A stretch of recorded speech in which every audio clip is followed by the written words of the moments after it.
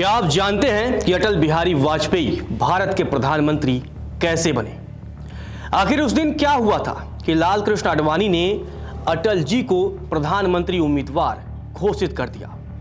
BJP ने क्यों अटल जी की प्रतिमा बनाकर उसे लखनऊ में घुमाया? जब अटल बिहारी वाजपेयी प्रधानमंत्री बने तो किसने महज 13 दिनों में ही उनकी सरकार गिरा दी? 1996 लोकसभा चुनावों से ठीक पहले 12 नवंबर 1995 को मुंबई में बीजेपी का महाधिवेशन चल रहा था।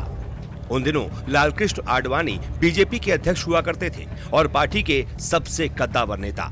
राम रथ यात्रा के जरिए आडवाणी लोगों के बीच लोकप्रिय हो गए थे। ऐसे में सबको उम्मीद थी कि आगामी लोकसभा चुनावों के लिए आडवाणी ही बीजेपी के प्रधानमंत्री पद के उम्मीदवार होंगे। महाधिवेशन के दौरान आडवाणी ने ऐलान किया कि अटल बिहारी वाजपेयी लोकसभा चुनावों में बीजेपी के प्रधानमंत्री पद के उम्मीदवार होंगे। आडवाणी के ऐलान के बाद बैठक में सन्नाटा छा गया। थोड़ी देर बाद एक नेता ने जोर का नारा लगाते हुए कहा कि अगली बारी अटल बिहारी। पीएम उम्मीदवार बनाए जाने के बाद अटल बिहारी वाजपेयी ने नारा दिया कि अंधेरा छटेगा, सूरज निकलेगा, कमल खिलेगा। आप सोच रहे होंगे कि आखिर आडवाणी खुद प्रधानमंत्री उम्मीदवार क्यों नहीं बने?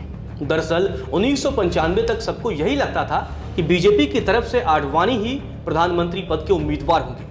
लेकिन हवाला कांड में नाम सामने आने के बाद आडवाणी के लिए जनता का भरोसा जीतना मुश्किल था।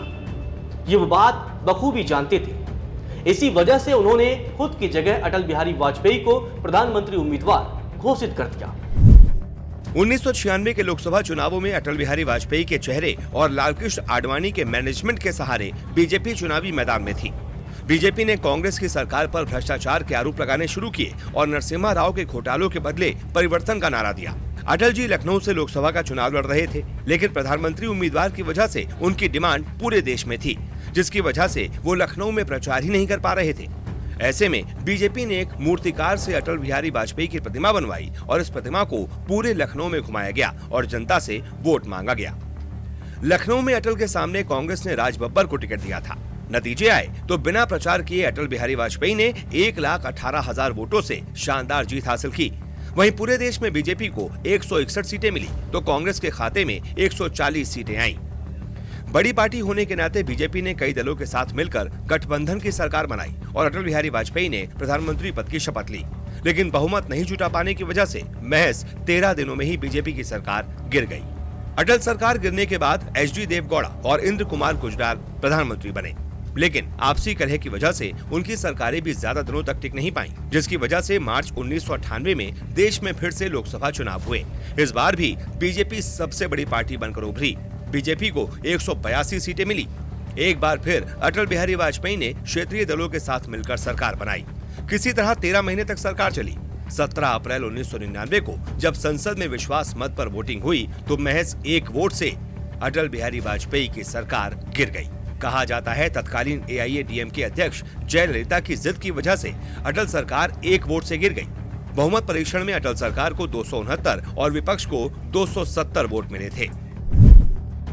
13 महीने की अटल सरकार एक वोट से गिरने के बाद देश में फिर से लोकसभा चुनाव हुए। इस बार बीजेपी सबसे बड़ी पार्टी बनकर उभरी।